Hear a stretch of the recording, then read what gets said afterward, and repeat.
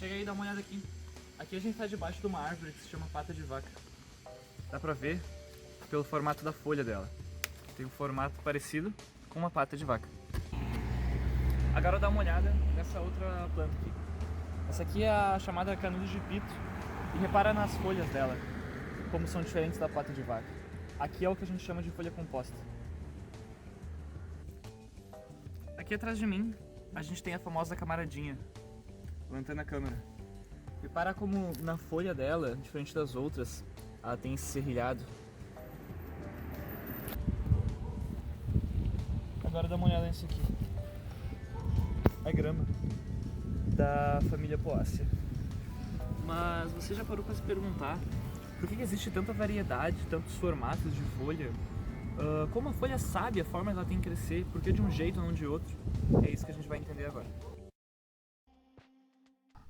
Como você deve ter imaginado, a molécula que permite com que as plantas tenham toda essa variedade e saibam a forma correta de crescer é o DNA.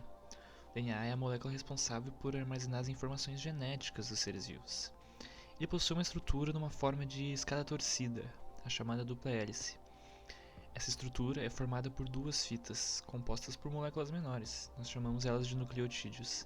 Cada um deles contém uma base nitrogenada específica, que podem ser até de 4 tipos.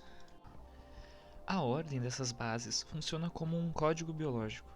Assim como as letras formam palavras e frases, a sequência de bases do DNA forma os genes, que são trechos de informação responsáveis por orientar o funcionamento das células. Esses genes, eles contêm instruções para a produção de proteínas. As proteínas são moléculas essenciais para o funcionamento do corpo, elas fazem parte de praticamente todas as funções. Elas ajudam a determinar características, como por exemplo o tipo sanguíneo. Essas descobertas animaram muitos cientistas do século XX, que pela primeira vez encontraram uma forma de talvez entender o funcionamento do DNA, talvez conseguir precaver certas doenças relacionadas com os genes, as chamadas doenças hereditárias, como por exemplo a anemia falciforme. Mas tinha um problema. O DNA é uma molécula tão grande, como que é possível tu encontrar um gene específico, ou até mesmo um par de base específico? Esse problema foi parcialmente resolvido por Carey Mills, em 1983.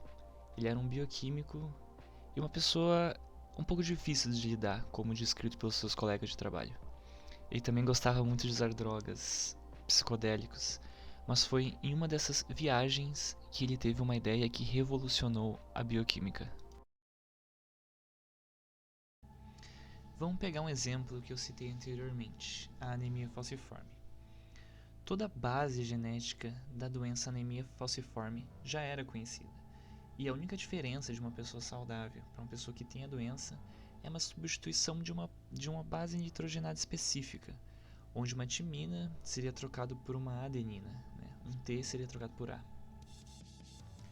Então, como o Carey já conhecia uma das fitas, por complemento ele poderia conhecer a outra.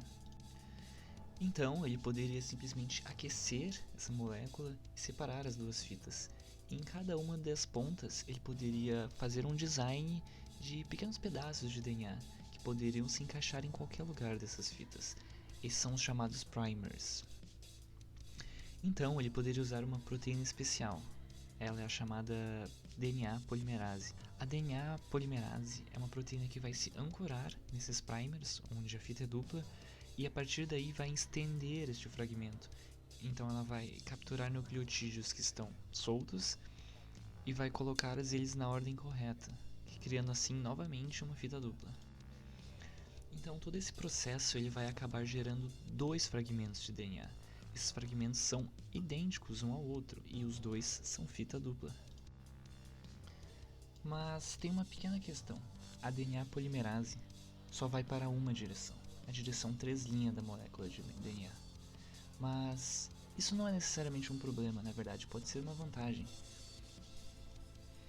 Essa característica permitiria com que ele criasse dois primers, antes da conhecida mutação da anemia falciforme.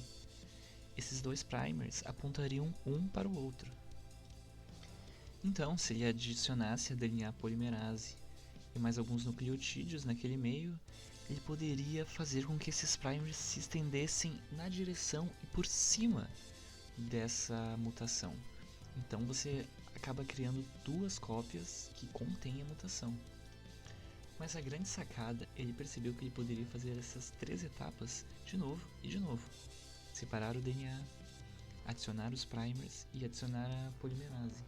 Queria estender os primers e criar moléculas de DNA de uma forma geométrica, se estendendo de 2 para 4, 8, 16 e por aí vai.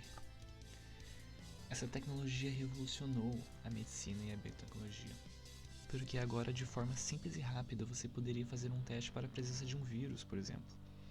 E é assim que funciona a técnica de PCR, e é daí que vem o grande brilhantismo de Carey, criando uma técnica nova através de tecnologias que já existiam. Ou, nas suas próprias palavras, às vezes uma boa ideia vem quando você não está procurando, através de uma improvável combinação de coincidência, ingenuidade e alguns erros fortunos.